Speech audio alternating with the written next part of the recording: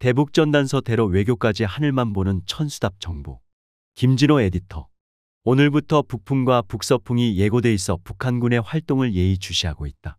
한국전쟁 발발 73주년을 하루 앞둔 24일 합동참모본부가 정례브리핑에서 내놓은 말이다.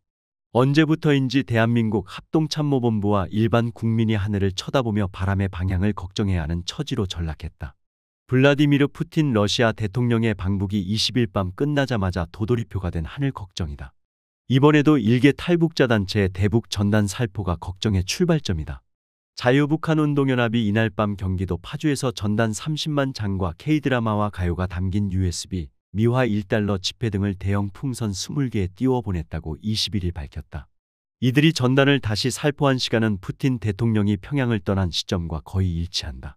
지난 5월 28, 6월 9일 4차례에 걸쳐 오물풍선을 띄워보낸 북한은 삐라가 다시 분계선을 넘으면 몇십 배의 보복을 공언해온 터. 김여정 당중앙위 부부장은 21일 담화에서 국경 부근에 또다시 더러운 휴지장과 물건짝들이 널려졌다. 분명 하지 말라고 한 일을 또 버렸으니 하지 않아도 될 일거리가 생기는 게 당연하다면서 오물풍선 살포를 예고했다. 풍향이 다시 중요해진 까닭이다.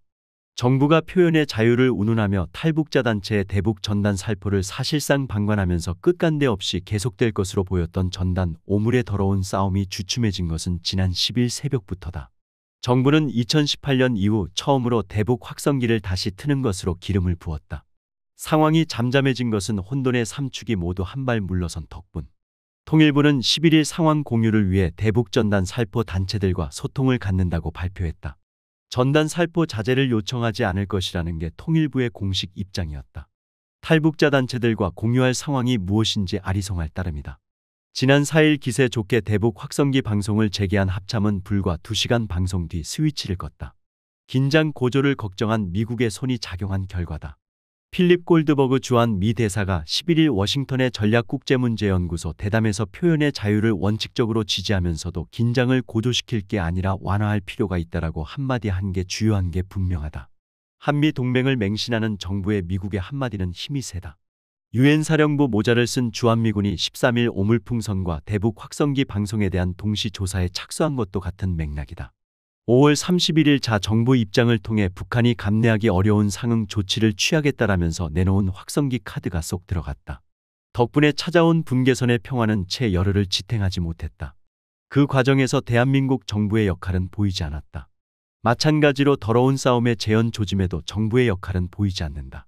기껏해야 통일부 공무원들을 동원해 탈북자 단체들과 상황을 공유케 하는 정도가 예상될 뿐이다. 남북으로 뻗은 한반도에서 바람의 방향은 공평하다. 1월에서 6월 주로 북에서 된바람이 불고 7월에서 12월엔 주로 남에서 맞바람이 분다. 정부가 지금처럼 엉거주춤한 자세를 유지하면 머지않아 시작될 남풍의 계절에 탈북자 단체들의 대북 전단 살포는 더 잦아질 수밖에 없다. 후원자들에게 활동을 입증하기 위해 북풍이 부는 계절에도 무리해서 전단을 살포한 그들이다. 이처럼 무엇 하나 해결하기는커녕 악재를 쌓아가기만 하는 게 윤석열 정부의 특징이다. 북러 포괄적 전략 동반자 조약 뒤 적극적인 대로 외교로 러시아의 정확한 의도를 파악하려는 움직임은 보이지 않는다. 장호진 국가안보실장이 23일 만약 러시아가 북한에 고도의 정밀무기를 제공한다면 살상무기든 비살상무기든 우크라이나에 공급할 것이라고 경고한 게 전부다. 이 역시 주권국다운 주도적 행동이 없이 러시아의 동향을 바라만 보겠다는 말이다. 해서 바라볼 게 많아질 수밖에. 푸틴 대통령은 미국과 서방의 대우크라이나 정밀무기 제공을 대북 군사기술 협력의 전제로 내건 바 앞으로는 우크라 전선에서 날아오는 뉴스까지 촉각을 곤두세워야 한다. 국민은 대책 없이 하늘을 쳐다보고 정부는 러시아의 행동에 더해 우크라 전황까지 살펴야 한다. 국민도 정부도 천수답 신세가 된 것이다. 주체적 결정이나 행동이 없는 정부일수록 검토할 게 많아진다.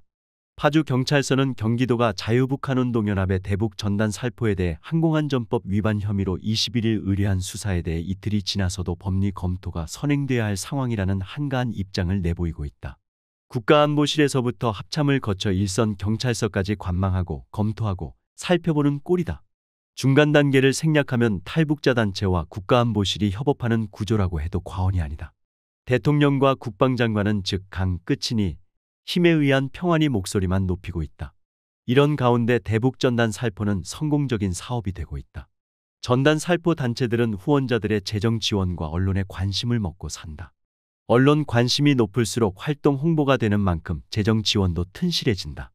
자유북한운동연합의 전단 살포가 북한의 오물풍선 부양으로 이어져 국내외 관심을 끌자 탈북자 단체 간의 경쟁 양상마저 보인다. 결해열 통일연대가 지난 7일 밤 전단 20만 장을 또 살포한 게 그 징후였다. 22일 또 다른 탈북자 단체 큰샘은 강화도에서 쌀과 1달러 지폐, 구충제, USB 등을 담은 페트병 200개를 북으로 향하는 조류에 맞춰 방류했다. 지난 7일에도 페트병 500개를 방류했던 단체다. 남풍의 계절이 시작되는 7월 이후에 더욱 기승을 보일 대북 전단 살포 또는 방류 붐이 예상되는 대목이다. 그러자나도 6월은 김정은 북한 국무위원장이 연초부터 서해 경계선 사수 방침을 하다라고 처음 맞는 꽃게잡이 철이기도 하다. 북한 인민군이 4월부터 군사분계선 부근에서 벌이는 특이 동향의 목적은 군사적으로 방어책인 동시에 정치적으론 남한과의 단절이다. 불모지 조성, 전술도로 개보수, 대전차 방벽 건설을 하면서 3번이나 분계선을 넘어 우리 군의 경고 사격과 경고 방송 뒤 복귀했다. 남북이 벽 쌓고 따로 살자는 북한을 자극하는 가장 효율적인 비군사적 도발이 대북 전단 살포다.